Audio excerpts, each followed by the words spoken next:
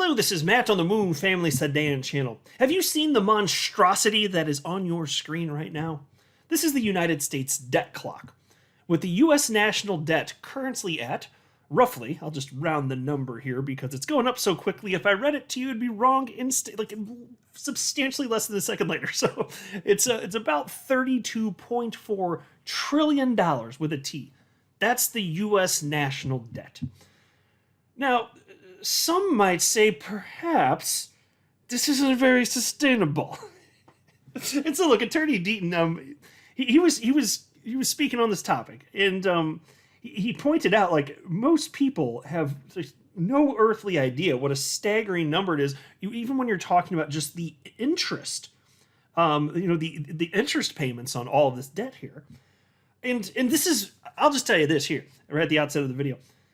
This is a reason that I am very happy to be invested in crypto. And yes, I understand that, crypto is looked at as a risk-on asset. I understand historically the price action associated with crypto and just stocks in general. I understand that. I understand that there's historically been a very high correlation. And so as something goes bad in terms of the United States economy, or specifically with the United States dollar, I get it.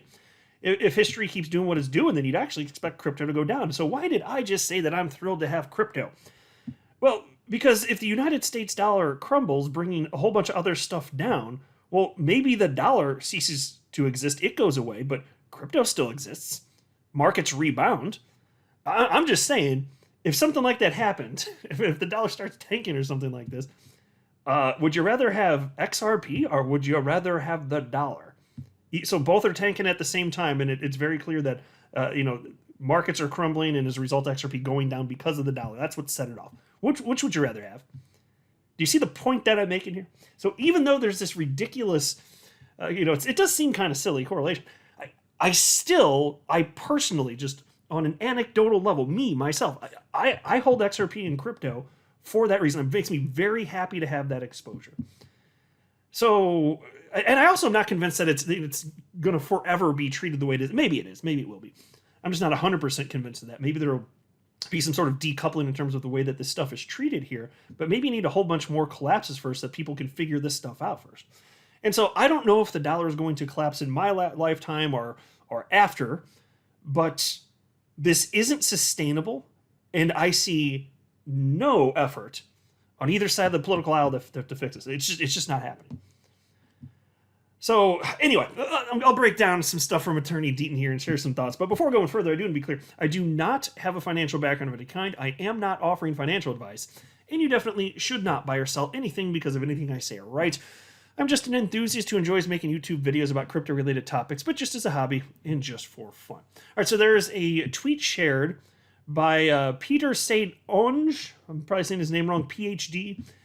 And I shared a chart. Federal government current expenditures, interest payments. Here, I'll make this full screen for a second here. And this guy simply wrote, interest payments on track to $1 trillion this year, soaring fast. So you're talking about a national debt, $32.4 trillion. It's over that. And it's rapidly increasing. And just the interest payments, close to $1 trillion a year. You know it's going to hit that and exceed it. And look at this span. Look at how it's just been ramping up. It's gross. This is absolutely irresponsible. Don't tell me that, the government can't live within its means. It's not, because here's the thing. It's not that there's, generally speaking, historically speaking, especially over much of the last decade, it's not that there's an income problem. It's like the government's not able to take in enough money. They have a spending problem. That's it. There have been in recent years record amounts of taxes collected, Treasury taking in boatloads of cash. That's not the problem. The problem is the outrageous spending that nobody wants to fix. This is not sustainable. Eventually, the whole thing falls apart. That's unquestionably true. So, anyway, that was retweeted by Attorney John Deaton, and he said, regular people have no idea what a staggering number this is. When I was a kid, the government used to talk about spending in the millions, i.e., this project will cost $150 million. In my 20s and 30s, spending was discussed in the billions, i.e., this project will cost $30 billion. Today, everything is discussed in the trillions. All in money printing totaled $13 trillion. So that'll be 5.2 trillion for the pandemic, 4.5 trillion for quantitative easing. So that's just straight up money printing there. When you hear quantitative easing, that's literally, it's just the government. Just think government printer machine, the burr thing. I can't roll my R's. It just sounds like when I try. I can't roll my R's. But that's what that is. And then $3 trillion for infrastructure. And then he says, to place the trillion number in perspective for people, how many years does 1 trillion seconds make? How many years does 1 trillion seconds make? The answer? 31,709 years. If you stacked $100 bills totaling $1 trillion on top of each other, the stack would be 631 miles high. So, when the interest payments on the U.S. debt alone equals $1 trillion in a year, the U.S. is broke, and its only solution is to further print. Some would argue that highlights Bitcoin's greatest use case. So, it's another reason I'm very happy that I'm early to the party. Even in 2023, if you're brand new to crypto, congratulations, you're early to the party. Well, because again, this isn't sustainable. And nobody knows for sure how long it's going to take for things to get so far off the rails, but that, it just collapses. But the dollar is not always going to be the global reserve. Well, for a couple of reasons. First of all, this is alone enough reason. This isn't sustainable. You wouldn't treat your own household like this, but look what the government's doing.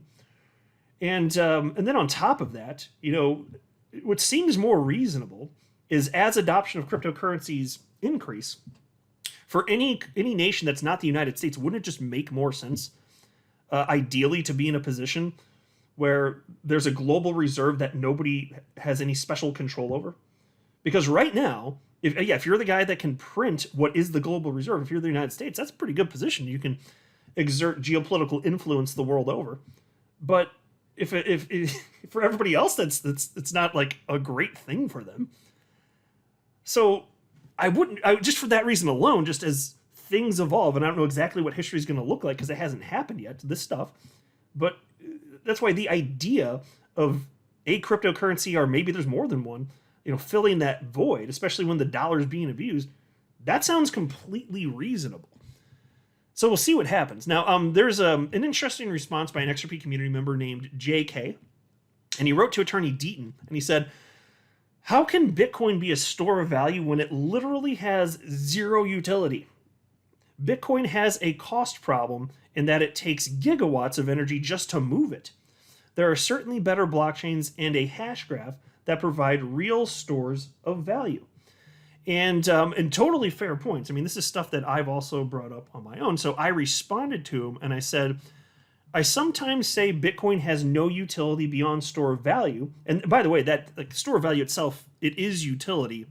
But I've always thought it's weird. Like, how can it be the case that a cryptocurrency, if it offers literally nothing else, how would it continue to have a store of value when there are other cryptocurrencies that offer utility, but also then would get treated as a store of value? Like, which crypto would you have more confidence in? One that is only a store of value, or one that does stuff, but can also be used as a store of value? And then if that's the case, the whole Bitcoin thing would just collapse if that's all that it were. Now, that's not what I do believe what I just stated there, but I'm not saying that's what's ultimately going to happen with Bitcoin. And so here's what I wrote, and I'll explain. I wrote, I sometimes say Bitcoin has no utility beyond store of value, but I'm just making fun of it since it's the least advanced layer 1 blockchain in existence. But Bitcoin does have additional utility. You can use it to buy stuff in real time using Spin the Bits, which uses XRP Ledger. So I get the point that he was bringing up, but even I will say, even though I'm not excited about Bitcoin, I'm pro-Bitcoin, I still hold it. I want Bitcoin to do well, actually. And it does have additional utility. It actually does. In part here, thanks to the XRP Ledger, no less, which I think is fantastic. So my XRP helps my Bitcoin achieve long-term viability and vice versa. That's awesome, as far as I'm concerned here. And David Schwartz himself has said, look, any cryptocurrency that, ends up finding some level of usefulness, even if there are imperfections surrounding layer 1, whether it be amount of energy required for transactions, or if the chain's not fast enough, anything. Just pick your shortcoming from a technological perspective. David Schwartz has articulated something that I do agree with, which is that ultimately, if there's some sort of value, perceived value, those things get fixed with additional technology like layer 2. And we're already seeing that here with the XRP ledger, which is layer 1, being treated as though it's a layer 2 technology. And it does fix the problems with Bitcoin, in terms of, all it being slow and expensive, and it's an energy hog. All those problems actually have been fixed. So then the question is that technology, spin the bits, going to be substantially adopted? And I hope the answer is yes, because that's just going to help ensure long-term viability. But it's also the case that standards matter. Once a standard is in place, it's hard to supplant a standard. And so JK responded to me and said, for sure, Bitcoin can ride on the XRP ledger and be efficient, but why not just use XRP for that use case? It just seems to me that when the sheep wake up, they'll realize the same thing. Yeah, and so look, I think that's a totally fair point. Even so, that's why what I just said a minute ago, I think that the importance of this, it's hard to overstate. Once a standard is in place, it's hard to supplant. And so I get what you're saying. Why not just use XRP if you have to use the XRP ledger to get Bitcoin to move fast? I got it. I understand. Well, that's what I do, because I think that there's a little bit more friction to use Bitcoin for that use case. But still, I gotta acknowledge the real adoption that has taken place. I mean, about 4% of humans on the planet have bought Bitcoin. That's incredible. And then you compare XRP, like it's a fraction of a percent of humans have ever held XRP. So I can't argue that. I mean, that's just how it is. Now, in terms of where the greatest opportunity is, I'd still argue it's with XRP, because there has been less adoption, but the adoption to me seems inevitable just about. That's just my personal opinion. But he's making a totally fair point here.